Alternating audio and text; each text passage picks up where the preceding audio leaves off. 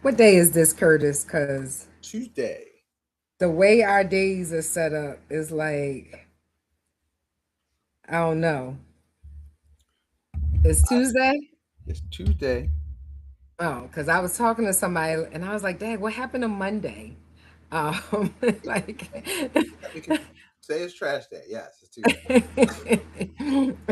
well, hello everyone, and welcome back to another episode of Built to Last.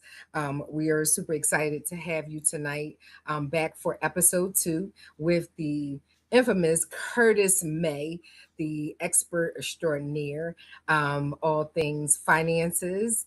He is, and he really is that. I know I'm being a little, playing a little bit here, but he really is that. Otherwise, we would not have him on this show. He is an a affiliate partner with us, and he um, he just always brings all of the sauce and all of I know that's like a buzzword sauce, but he really brings substance, right? And things that can help your family, you and your family, today, tomorrow, and for generations to come. And that's our goal. So we're always elated when he can spend time with us and really pour into people, which we plan to do for the next 40 minutes.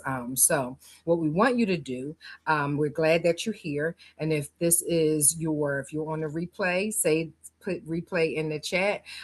If you're here for the first time, we welcome you.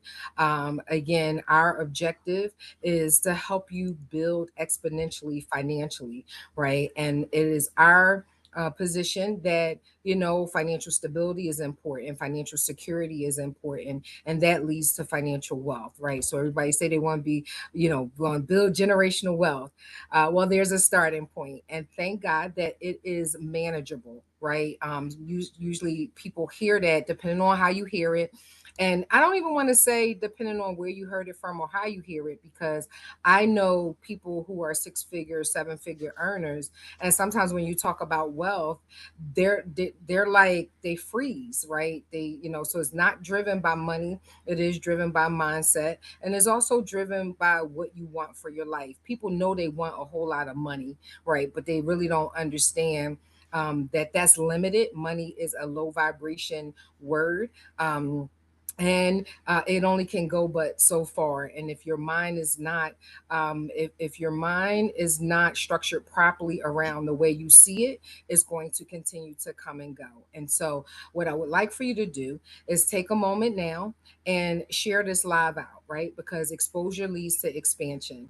And if you depending on what you hear, what you see, that's actually what you'll have, right? And not only you, the people around you. They say you are the sum of the six people that you spend the most time with. And I always tell people, well, listen, if you have a problem getting around people who are going in a direction you want to go, and you just have to, by circumstance, stick with the people you know, bring them along for the journey, right? Bring them in on what you're hearing, and you'll be surprised, right? The moment someone gets in front of something new, that's an opportunity for them to grow exponentially as well. If they're not in front of it, if they're not hearing it, right, then now they have no opportunity. Now let's be clear. Some people have opportunities and they don't take advantage of them. They don't seize the opportunity. They squander it. But that's very different than actually having an opportunity, right? And so give somebody an opportunity. I'm going to share this out right now to a few folks and get a couple people on, so that one, we can build together. I definitely believe that, we're stronger together. And when you build in community, it creates stronger families units. And when you have a strong family unit or friend unit and all of that, it becomes lasting, right? So um, and let's just be clear, right? This financial reset series is not just for somebody who got it all together or somebody who don't have it all together. As I mentioned, right there, I have coached six-figure earners and some that are far less than that. And one of the common denominators is people have leaks. go back and listen to last week's live. We discussed leaks at length. But the common denominator is everybody have leaks. Let's plug them. Let's get people financially stable so they could be secure and they can build, not just for today but for tomorrow and for generations to come, because wellness leads to wealth. So I'm going to take a moment and I ask that you join me too. I believe the channel is in the link. If it's not there in the chat, I'm sorry, the link is in the chat. Um, we're going to get the link inside of the chat for you to go ahead and share this out, and share it wide and share it near. Okay. All right. Let me take a moment and do that. Okay. And while I do that, let me just say again, hello, everyone, and welcome back. I am Terry, the founder of Built to Last, where we're passionate about helping individuals, families, and communities build financial stability, security, and wealth, and lasting legacies. And if this is your first time joining us, once again, I say welcome to you. If you've been with us last week, welcome back. Last week, Curtis and I tackled a question that almost everyone has at one point or another. Where did my money go? And Curtis often says, and he'll probably say it throughout this live, you don't want to be asking your money where it went. You want to be telling it where to go. And I always love to hear him say that and the passion behind it.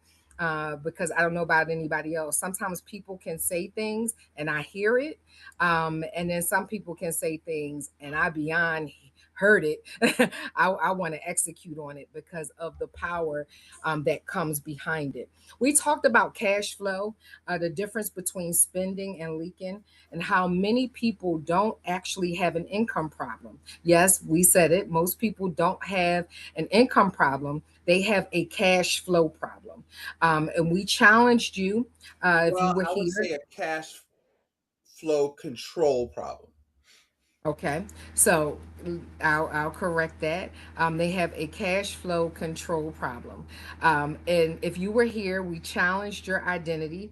Um, we challenged you to identify the leaks because you can't fix what you don't first acknowledge. But today we're asking a different question. Once you find the money, where should it go?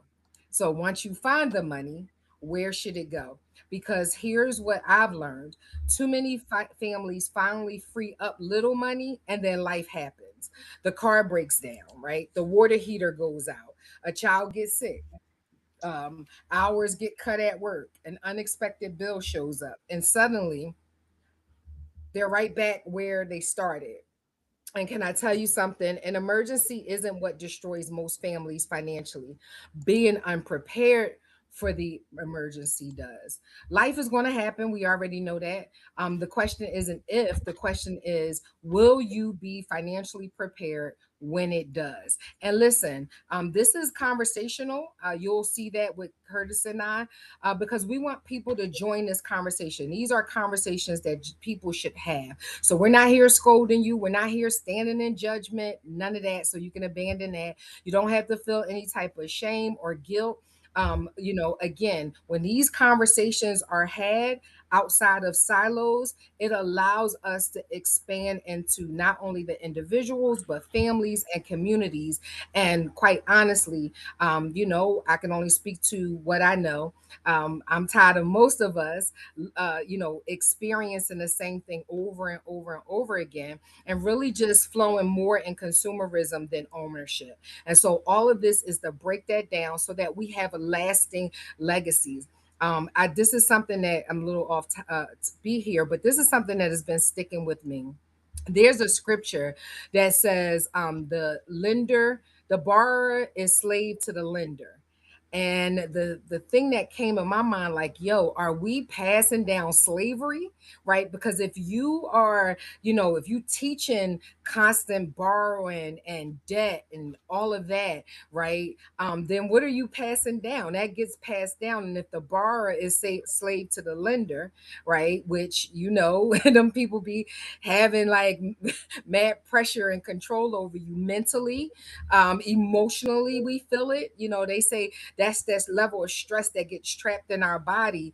That's a form of slavery, right? And we don't want to pass that down. So the question is, will you be financially prepared when any emergency has? But today we're also going to talk about something people don't discuss nearly enough. Most people have heard of an emergency fund, but very few people have heard of an opportunity fund. Now, I call it an investment fund, but it was Curtis who I first heard. And Curtis is my financial advisor, and he mentioned that, and I was like, opportunity fund. And and of course some things can be used interchangeably, but I thought that that was a awesome phenomenon, at least to me, right? And some of you may have heard it, but that isn't something we talk about when people are trying to get out of debt or they're trying to scale. You often hear about them saving more, right, or trying to save more, but you never really hear them talk about creating opportunity funds or investment funds. And I think that that is super important. And here's why that's important, because sometimes God will open a door. Sometimes a property becomes available. Sometimes a business opportunity appears. Sometimes an investment presents itself. But because we spent every available dollar, right? Because we have this problem often where we're living 100% off of earned income. There's that means every dollar is spent, sometimes even spent before we get it. We can't say yes to these opportunities, not because it wasn't a good opportunity, but because we weren't financially prepared. And I believe preparation positioned us to both protect for both protection and promotion. That's why I'm excited to continue this conversation with someone who has spent decades teaching families how money really works. Curtis, welcome back. So, Curtis, last week we talked about plugging financial leaks. This week we're talking about where that recovered money should go. Why do so many people save without having a purpose for their savings? I mean, it's just how we're taught. So money comes in, and then most people work, and their first goal is to pay bills. And if you ask people what the purpose of work is to pay bills, right? And it's hard to reach a target you don't have. So what is it I've learned to separate emergency from opportunity, because I don't want you waiting for emergencies to happen, you know. And so you want to set aside money. So like the emergency fund is like maybe 90, depending on the business you're in and how volatile your industry is. It like for people with W2s, 90 days to 6 months is solid. You know, I was talking to a client yesterday. She had like a year's worth of her expenses set aside because she was thinking, well, if I have a child, I want to be able to not work and not put strain on our household. So they're very meticulous in terms of planning. And so then I was like, well, where do you store that? Okay, is getting to your point. But she had the habit. So there's the habit, and then there's the location. And the location depends on what you need it for. But, you know, these people, they also want to buy real estate. They want to, I said, so once you got that done, everything else is earmarked between your money and other people's money, right? Raising capital, raising money, or uh, using financing to buy assets. See, we use financing to buy stuff, but if you don't have any money, you don't even see opportunities. One time we had this guy in our neighborhood, and he would always find money, right, on the ground. He find money, but if you notice, he walked around looking down at the ground, right? So he was looking for Mm, opportunity, right? And so that's good. you can't, if you're not looking for it, you don't see it. If you don't think you have anything, you don't see it. And a lot of times you're just uh you know you have you have you have the resources, as Myron Golden would say, but you lack resourcefulness, right? To recognize, what you have, or how to use it. A lot of people have, they have money trapped in qualified plans. Well, there's a way to use that, for to buy other assets. You could not, and so I'm not giving advice. I'm just giving you an example. If you could roll some over into a self-directed IRA, and you could do something with that, right? In terms of if you just want to be out of the mutual fund business. So you just got to know, if once you know what's going on, you'll know what to do. And then I think you have to decide at begin. We talked about this last week, but you got to begin with the end in mind. So it's not I want more money. I think the focus should be, or what I try to focus people on, is being financially free, right? And financial freedom is a capacity, right? And so what is the objective? I want passive income equal to or greater than my expenses, right? So if that's your objective, that dictates what you do with the money, right? Past your emergency fund, because see, people don't, they want to invest, and you have to understand the difference between saving and investing. And you must invest. You can't save your way to financial freedom, but there's a certain amount of money. I don't care what the rate of return is. I want return of my money. I don't care about the return of my money, because if you're liquid, what's the ROI if you find a good deal that you have the cash to pull the trigger, right? So you don't need to be fully invested. Warren Buffett says if you make, what did he say? He's made like, it's under 15 good investments in his career, that, and he's a billionaire, but you got to find the right ones. But if you look at him, if you look at Apple, they're sitting on tons and tons of cash, right? And so we call it in our system the golden rule. He who has the gold makes the rules, right? So if you uh, have the cash and somebody's in trouble, guess what? You make the rules, and you can pick up deals on pennies for a dollar. If one, you're liquid, or we call it dry powder, and two, you understand how to read the numbers so you know whether or not it's a real deal or not, right? Yeah, and we talk about that often. Like, the numbers need to make sense to you. As investors, we make the money on the buy.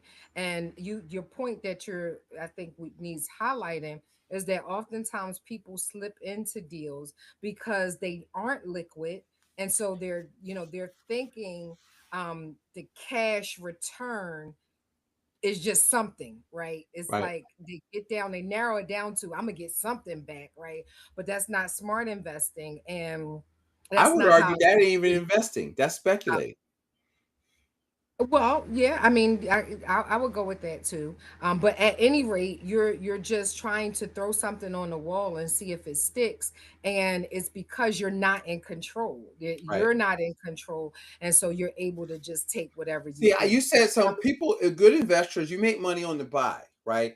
And so when people talk about, one of the things I had to talk to this young lady about yesterday was like, listen, is there a difference between saving and investing? She goes, yeah. I said, what is it? Right? It's because you're putting money out with the hope for a return, but you're putting some money at risk. But if you listen to Warren Buffett's mentor, Benjamin Graham, he's got a book called The Intelligent Investor. The first chapter in the book is investing versus speculation. Chapter one, right? And this is a book about security. So he's talking about the stock market, but it doesn't matter what the market is. It could be the real estate market, it doesn't matter. But he says an investment is something upon thorough investigation. You deploy your capital and you have, number one, safety of principal. So that means if you put in 20 grand, your principal is safe. That means you're supposed to get back 20 grand. Okay. And you have a reasonable opportunity to make a profit. Okay. And so this is me paraphrasing in the form of appreciation, cash flow, or rents. Right. So you got to profit. You got to make a profit. Your principal is safe and you're going to make a profit. And he Well, says if it doesn't meet that definition, you are speculating. So most people are correct. speculating. And then let's just bring that in a little bit more there. That's why we do you should be doing market analysis. You should understand what type of market you're in, either a rent or a retail one, right? And then even still, you still should you should be liquid for the reasons that he said. Most people don't factor in holding costs. They don't factor in shifts in the market. And all of those you can, have some projections around. But Curtis, the next question is this. Most people have heard the phrase emergency fund, but not everyone understands why it's so important. Can you explain what an emergency fund is really designed to do and what is designed not to do?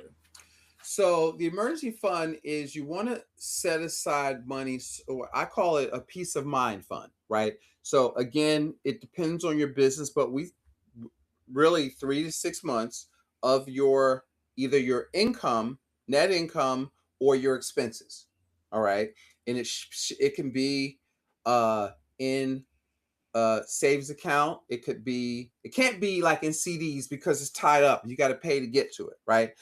I store mine in a combination of high yield savings. Most of it's in my life insurance policies, right? Because I can get to that money in 2 to 3 days without liquidation, without having to withdraw it. I can just collateralize my or borrow against my cash, right? Use it and then pay myself back. Once I get back on my feet. So or once I get the opportunity and the opportunity pays me back. But the first level is making sure you have an amount of money you don't go below, which gives you peace of mind. So it has to be, what's the characteristics? It's safe, it's liquid, and you can access it, right? So it's not an investment, it's not in a brokerage account, it's not in mutual funds. Oh, I've seen people use their a bond mutual fund as an emergency fund because they think it's safer, and that's not. You still have to sell the shares to get to cash, right? So I don't love it for that. And so your people are always looking for return, but again, you want liquidity is what you need, right? And so I don't care if it's because we all worry about, oh, well, I like it in a high yield account and a high yield checking or savings account, but just understand how money works. If you're earning 3% in a taxable account, first of all, so you get a 1099, but if you heard of the rule of 72, three goes in 72 24 times. So that means if you're earning 3%, it'll take 24 years for your money to double one time. So if you have $5,000, and you don't make any other deposit, it'll take 24 years for it to be worth $10,000. So that what you think is happening, whatever 4%, 4% doubles every 18 years. So that's not the purpose of that. That's just to have some money. So if something comes up, you can access some money. You're not going to make any money. You don't need to make money. That's not the purpose of an emergency fund. I think that is key. I think, just a reminder. So if you're joining us just now, this is the financial reset. And we're saying that, you don't need a financial reset only because maybe you're in trouble. You can have a lot of money getting ready to make another investment or make another move. But financial resets keep you healthy, and healthy finances keep you closer to moving to wealth if you haven't amassed it yet, right? And so this is the financial reset. This is what should happen, and it should happen regularly, right? And so we want to come and extend this conversation to you. But one of the things I just want to weigh in before I ask the next question is on savings accounts. To your point, and to the question, oftentimes people are putting money into their savings account thinking that they're going to make money. And if you think that you're going to get 0.0, if 0.01% at the end of the year is making money, then I need you to reconsider that, right? Because that's not making money, right? And so we In suggest fact, that you're losing ground because inflation is 3-4%. And that's probably absolutely. higher than that, truth be told. That's the perspective, Yeah. because now you're storing your money in a place where your money cannot make money for you. And money wants an assignment, right? It should be a tool. And we talked about that last week. So go back and check the replay. And again, you may be already operating at a high level and you may just need a reminder, right? I had a bishop who said sometimes we don't need to be informed as much as we need to be reminded. So don't turn off again if you're not seeing the gains that you desire to see, or you're trying to make another move and you feel kind of paralyzed or stuck, stay with the series, right? Stay with what with us these next few weeks, and you'll see this build up. But one of the things that he and I always talk about is how people forget to go back to some basics and foundational stuff. And so this is why we are reiterating a few things. But you want to make sure if you're going to put it in a savings account, at least it's a high yielding savings account. And we'll have some tools and things inside of the chat for you to explore. Curtis, I love the idea of the opportunity fund, as I said, because so many people miss incredible opportunities simply because they aren't financially prepared. Can you explain what an opportunity fund is and maybe share a few real life examples of when having one made all of the difference? Yeah. So one of the things I do is help people separate um, income from consumption. So I had a person heard me on a podcast, and she decided to call me because I gave this story. I said, look, what you should do is set up. I said, what do you make a year, and divide that by 26, right? So I said, look, say 50% of your income. So if you make 100 grand, just for round numbers, that's what is that? 15% of that is 15,000. So that's like 576 a pay. So here's what I want you to do. If you could do that, I don't care what the amount is, just pay yourself first. Go to HR, create a separate account, it's just a check account. We label it your wealth coordination account. So the purpose of that account is money goes in there, but it's used for wealth building. It don't come out unless you find something to make money with. Okay. And so now I use that to build the first 2 or 3 months, but once you get there, you keep building it. Now all of a sudden you have capital. So she did that. She when she finally called me, she's up in upstate New York. She called me and says, listen, I heard you on this show, and I set that wealth coordination, or I call it wealth capture account, set aside, and then in about a month and a half, I had, what did you tell me? I had like four, five, $6,000. And now something came up and she had to use it, but she had it and didn't go after that. She had another one. Then I talked to her last year. It was up to about 12, 14,000. And she's bought a house. She went to, where did she go? Italy with her mom. So you know what I want to ask for the audience, right? What are some things that or opportunities that came up? Maybe it was you were invited on a trip and you couldn't go. I know some people call that a vacation fund, right? Or what if you had an opportunity to invest with someone? What if a property became available if you're a real estate investor, and you got a grandmom house, and the person unfortunately passed, and the parent, I mean, I'm sorry, the child or the person that it passed on to, they're not interested in holding it, and they give it to you for a deeply discounted rate, under the market. Those are some things that may come up. I want Right, to hear from you all. What are some opportunities that have come up and you're like, dang, if only I had X, Y, and Z. Or right, dag, somebody, you say, all right, if it's still there, you're praying that it's still available in a month. This is the runway creation that we're talking about, when we say, hey, create these funds so that when things come along, right now, I'm not recommending anybody. I'm a serial entrepreneur, a serial business owner. I'm not recommending anybody to start a business from the ground up. Business, is the way people do business now is changing significantly. However, people are selling businesses, right? And you may just get an opportunity where somebody wants to sell their business. You might, there are opportunities available for that, and that may be more attractive to you, I right? think So that's a huge opportunity right now. Like, if you, because it already has customers, already has cash flow, you don't necessarily need the money.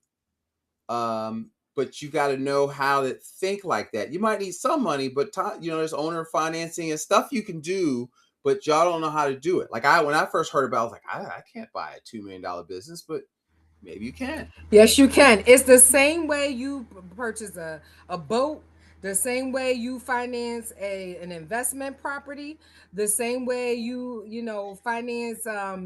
Somebody told me the other day that they were buying some kind of rig, and I'm like, oh, I didn't think about that, right? I know tractor trailers and all of Right. that, but this one was a little bit different.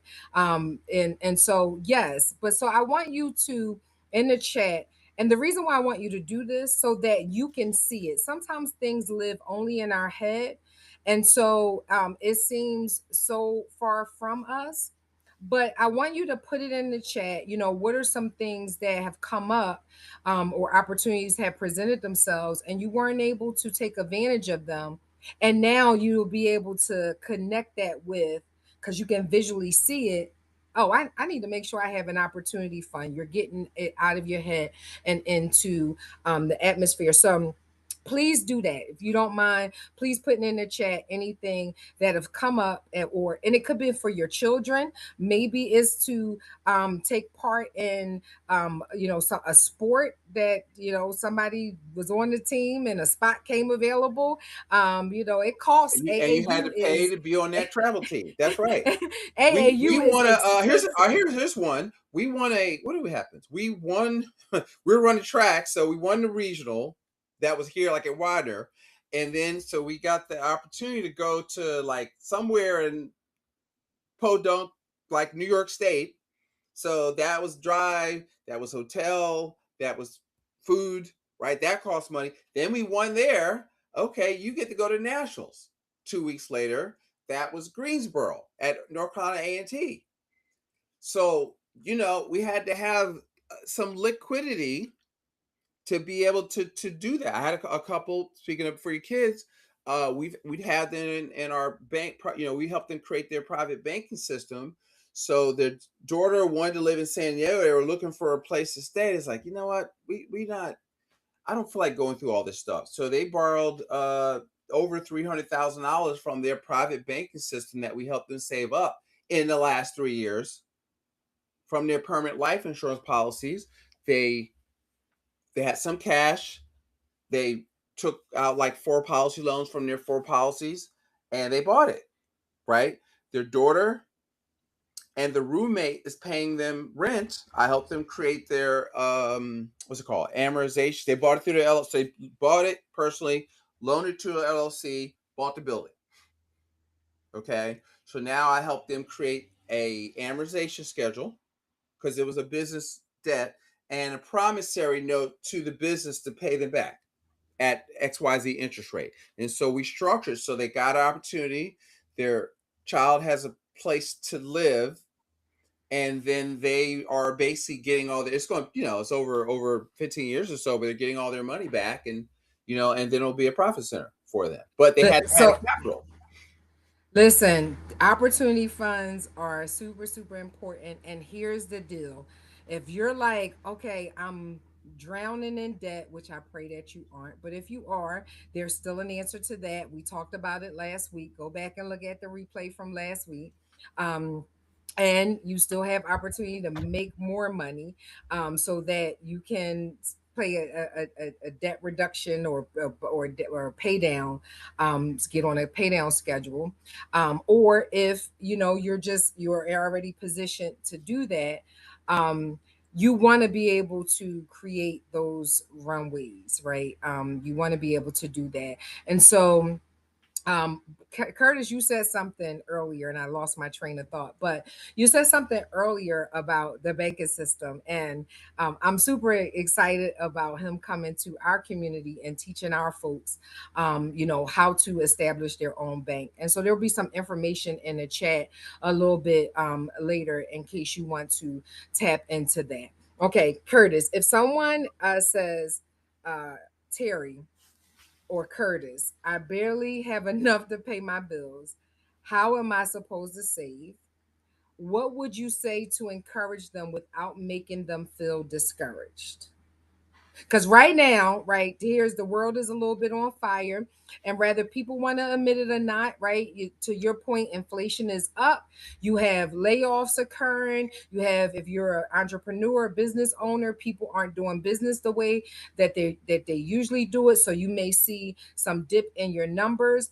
And I know a lot of people personally who are using credit cards to deal with the current shortages that they have right now, right? And so there are people who are in that spot, or there are people who have money and they're fearful because they don't, the market, to your point earlier, is so volatile. The real estate is always skittish, but it is more skittish than it's ever been. But if you know how to invest, then you don't have to be slipping and sliding, dipping and diving. But that's a whole nother conversation you could get with me a little later. But Curtis, if that is the person, rather they balling or not, and the circumstances may be a little bit different. They might be scared with money, or they have some shortages.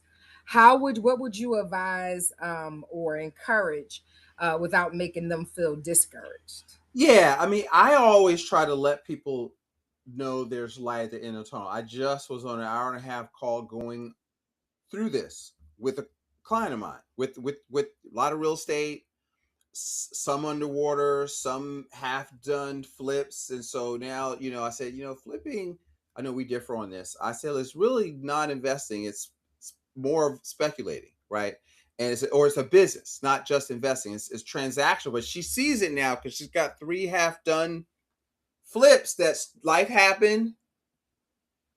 So now somebody with an opportunity, she's got a flip that she got for 112. Well, right now she's willing to sell it for 60, even though she's going to take a loss, right? So now, if you had access to capital, and it was, I think her ARV was 240. So that's what I mean by opportunity. If you had dry powder and you could make heads or tails that deal, that might be an opportunity for you to get it and finish it, because the upside is there, but you got to have the wherewithal to get it done. That's opportunity. So, but what I helped her see was that, okay, you've got opportunity, you've got like 3 underperforming properties. How long would it take to get these done? See, because what people, they think automatically, and this is what I don't like about budget, what people automatically go into scarcity and think, Yeah, what can I cut, right? yeah.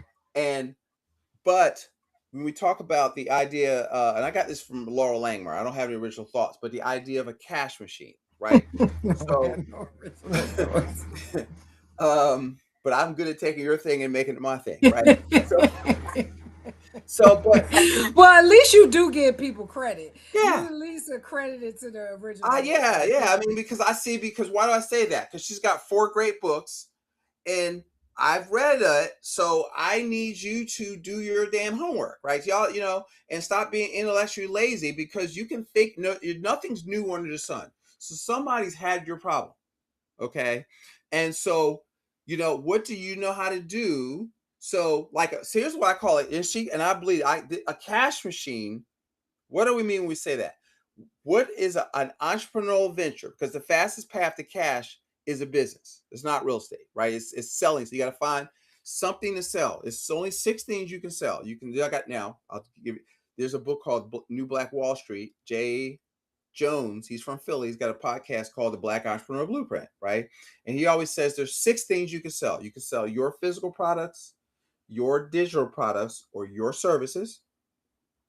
You can sell somebody else's digital products, somebody else's physical products, or somebody else's services, or any combination thereof. See, so we're stuck. My aunt used to make $1,000 on a weekend selling dinners to the church because they knew she was a really good cook.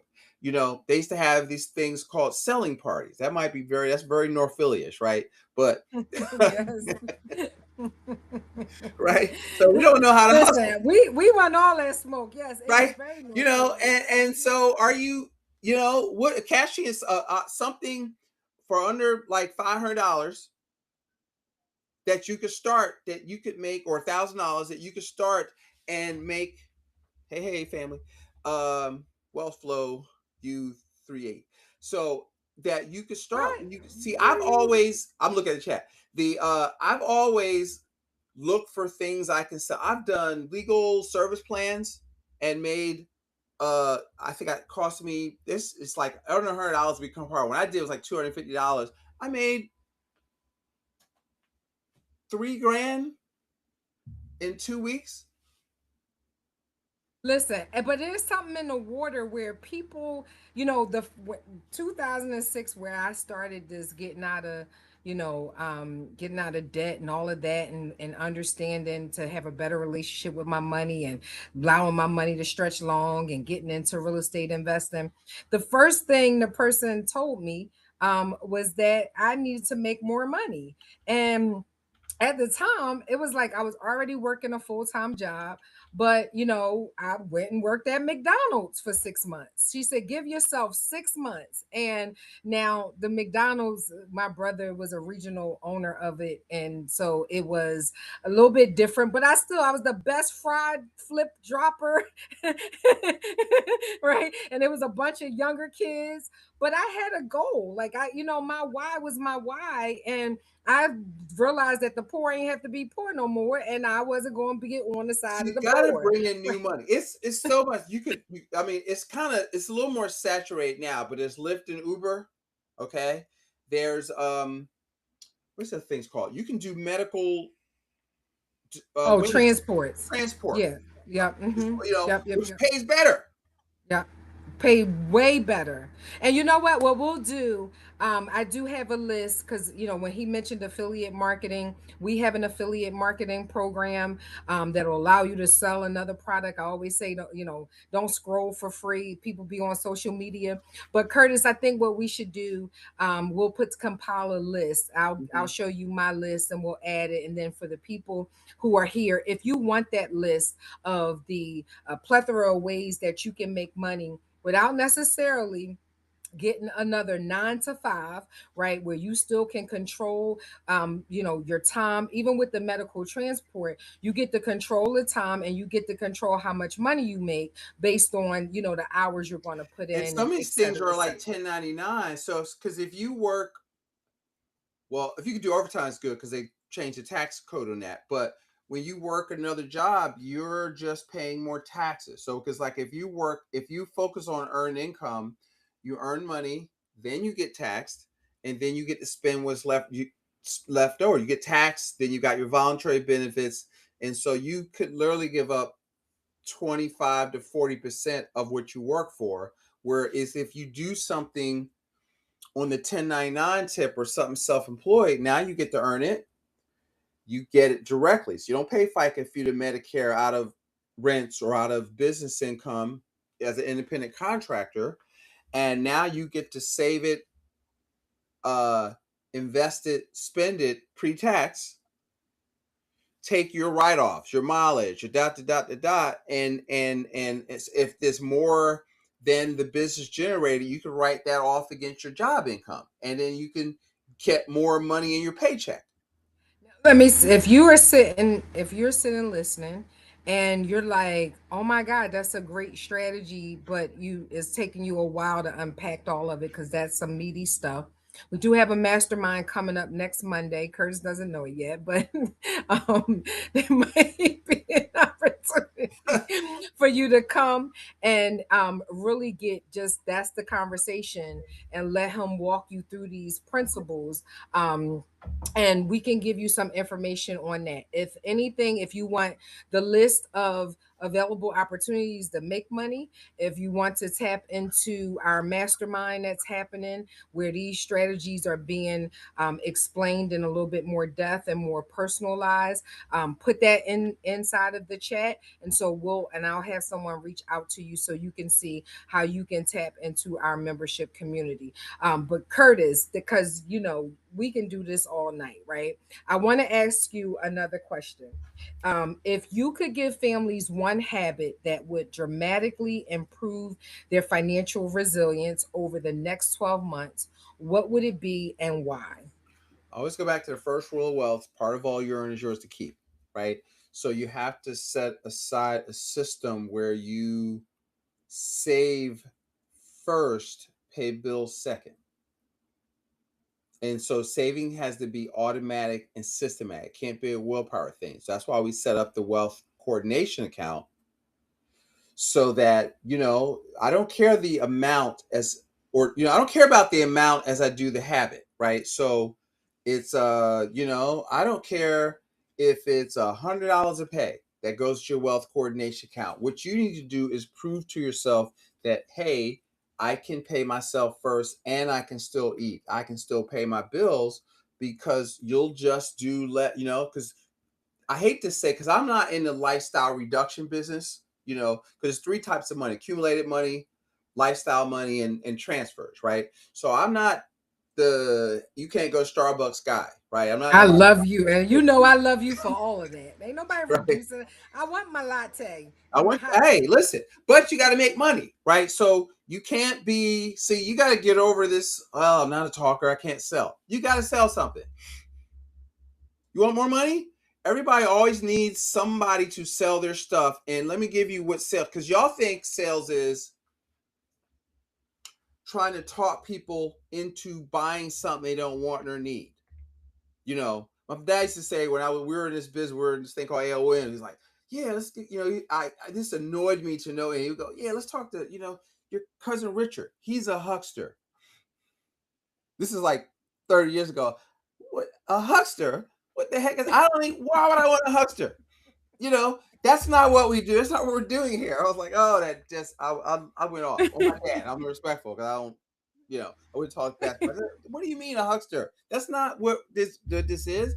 Selling is, so selling is helping through consultation, helping people make a future decision that is good for them. And then through your educational process or consultative process, justifying that decision logically. Okay. And so it's a skill, right? And so most of y'all don't make money or in business. You don't know how to sell or help people make a good decision to buy. You don't know how to negotiate. You talk too much. And most good salespeople are listening. They ask questions, you shut up. People will paint the road for you if you figure out where it hurts. It's like a doctor. He don't go in telling you, well, okay, I just went to the doctor today. It was like, let me see your x-rays. Let's da da da da. Okay, here's what I see here, da da da. And then he gave me a prescription, because prescription before diagnosis is malpractice. And so I'm sitting there going, I'm hurting. I'm like, okay, this is what I do. Like, so his x-rays are me looking at people's financial statements. And so how I have no idea what's looking at. We're looking at my spine, we're looking at the shoulder. But most people, like when I look at their financial statements, they have no idea what they see. It's a clear, it's like the numbers read off I'm like Neo with the Matrix, right? So when I see your financial statement, I see the matrix. I see the money flowing through your life, and we tweak this, and this. So you have to. So part of it, in terms of not feeling bad, is look, there is stuff there. Like this person, I see all kinds of good stuff that she didn't see because she was caught up in it.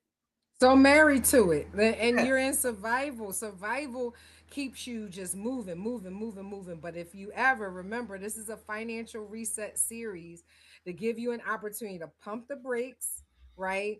Look at what you're working with, and you'll find what you think you don't have, you have, and maybe what you thought you have, you may not have, right? But either way, it allows you to course correct in such a way that you can See, be yeah, more get it out, get it on productive. paper, right? And have somebody that you trust that understands numbers look at it, right? And so once, like this person didn't, oh, I don't know, I didn't get my stuff together. So we're getting your stuff together. I can get it out of you just by asking you the questions in about 45 minutes, right? And it's so cathartic when I do that with people, just to get it out their head and on the paper. And then when they see it, it's like, okay, now I see where I'm at. Like it's hard to, you got to figure out where most of you don't even know where you want to go, first of all, really. Like, and you don't know where you're at. Well, you know, you're stuck in the mud, right? You don't know, because see, you have to be drawn towards your goals. Like, so if the why is big enough, the how don't matter. And so the other thing I would say, other than pay yourself first, well, what are you trying to achieve? What gets you out of bed in the morning? Because that's where your creativity comes from. right? Oh, I don't feel like getting up. Okay, well, All right, so I got that question. Let's pose that yeah, question. What gets you out of the bed in the morning? Right. So we bumping and we grinding, right? But what is at the heart of that? And I had someone have me do this exercise where you keep on asking yourself why, right? So say this, okay, why? And then, if it's your family, okay, well, why? Why is it your family? Because my family is important to me. Why are they important to you, right? And when you do that level of digging, it really should put something deep down in you that it can't be compromised, right? right. Some people can take or leave certain things, but when you do that level of unveiling and peeling back the layers, it really does help you stay on track because right, you verbalized it. What your why is on a more deeper level, not a surface level. I go to work because I need money. That's fleeting. That is very That, fleeting. and that And doesn't get you out okay. of. I mean, you got to, wages make you a living. Sherman will say, profits make you a fortune. I was looking at my Think and Grow Rich performance planner, and at the beginning of the month, I will, I write. I like this because I like writing it down. So it's that there's a magic to writing down your goal in a journal, or in like this has a journal, right? So I'm like, okay, so this is my goals for my uh uh How you many know of you have done some financial goal setting? And I would like to see, right? yeah. And this is no shame. I hope you'll participate. But how many of you actually written down your goals or be honest and said, I wrote them down 5 years ago and life has been happening and I haven't been able to revisit them? Remember, this is a financial reset. And so I want you to, the reason why I'm calling that out, because maybe those goals aren't applicable anymore. Maybe you need to set new goals, right? And so go ahead and write that down. Curtis, we are coming into for a landing. I want you to put that journal in the chat if you want to, or if you want us to. Also, Curtis has been so gracious to give a free assessment. So, Curtis, if you could put that inside of the chat, that would be great. And then once you do that, we're going to do our rapid fire questions, and then we're going to come in for landing. What I would like you to do, if you haven't done so already, any questions you have, please put inside of the chat, and we promise to respond to them. I'm a firm believer, like you get points for showing up. But you get manifestation from executing on what you heard or what you need to hear, right? And so ask the question, right, or make the comment. Dialogue is so important, and this is why we want to make this more conversational. We're not talking at anybody, but we want you to join this conversation. And then I'm going to task you while he's looking for the assessment link, to expand this conversation, extend it to the dinner table. Right. Extend it. I know. You're like, Terry, that's hard getting everybody together. Get them jokers together. Get the kids out the rooms, off the games, right?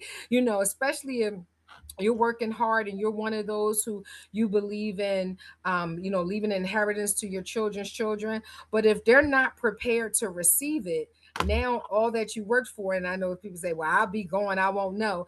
I think you will, right? That's just me. I don't have no. I'm not What if you spooky. do I don't know? Now you pissed see. off, right? So I don't see it. I'm So, gonna read something. So one of the things is well, like, wait. Make it like. Can you do it in less than 60 seconds? yes. Okay, go ahead. So this is from the front part of the journal. So Think and Grow Rich is a starting point, and so in Napoleon Hill's 17 Principles of Success, this is the main thing. And most people are what he calls drifting. So definiteness of purpose is the starting point of all achievement. All individual achievement begins with the adoption of a definite major purpose, a specific plan for its attainment. And so without purpose and a plan, you will drift aimlessly through life, right? Lack of that is the greatest stumbling block of 98 out of 100 people because they never really refine their goals and start toward them with a written plan. Like you got to write it down, you need to have it on your mirror, and you need to read it out in the morning and read it out at night. So you got to improve. Your subconscious mind doesn't know reality from whatever. So I know it sounds like woo woo stuff, but I mean, I have a written goal of what I want to earn this quarter. Because I do it yearly. I use a 12-week year, but you have to put it out there. Then it's like, all right, here's what I want to make. Here's what I need to do. How many clients I need. Here's the activity I need to do. So you can't just say I want more money. That's too vague. Most of y'all are too vague. So where does money come from? Creating value for others. How are you going to do that? So is that less than 6 seconds? I'm done. But I want people to think Yeah. about where the money comes from. Okay. So I like that. And again, this is the reset. This is the financial reset series. And today we were talking about emergency funds reset. Free versus your mind. opportunity funds. And so go back and follow us. Don't forget to be here next week. But I want to do something else. This is also learning. So he and I have fun with it. So just join along with us. He never gets it done, but I think he's ready tonight. You ready, Curtis? Let me set my clock. I'll tell you both things I know. All right, what? Both things you know. What I got to do with anything, yo? You just be making up stuff. Okay, you ready? Now I'm Yeah. gonna give you a little bit, a few extra seconds, because you be stumbling, fumbling. All right. First thing that comes to mind now. Don't be playing, thinking. All right, ready? I told you I got no Go. original thoughts, but okay. Two. Some I read. Okay, all right, go ahead. Go ahead. All right, ready? Go. What's one financial habit every household should start this week? Managing cash flow. What's the biggest? Say it louder. I don't think I can hear you. What's Managing write down what comes in, what goes out. okay? What's the biggest misconception people have about saving money? Uh that they think it should make money and you just need to How have it. how much should someone have in emergency fund before they start investing? At least 3 months of their income or bills. If some if someone can only save $25 a week, is it worth it and why? Yes, because it's the habit, not the amount. On here. That's about you said that in 2 seconds. It's about the habit and it's not about the amount. And he said it powerful. Now I gotta yield you 2 more seconds because you threw me off with that. Everyone takes about 20 seconds for you to so that was so good, brother. Okay. What's the difference between being financially stable and financially wealthy? Stable is good. That's on the path to wealthy. Okay, meaning that you're as long as Sir, everything. under the six, sir, Okay, under the I seconds. was under 15 seconds. Okay, so it's on the path, right? So financially wealthy means you have more income than you do expenses without you working. What's one purchase people make that quietly steals their wealth? A car, cars. All right, I'm gonna give you back 15 seconds because I got a little excited. All right, um if you looked at someone's bank statement, what would it tell you about their priorities? What they are. Okay. Is budgeting enough or does someone need a complete cash flow system? I believe they need a complete cash flow system. What's one financial rule you believe everyone should live by? Part of all you earn is yours to keep. I can't hear you.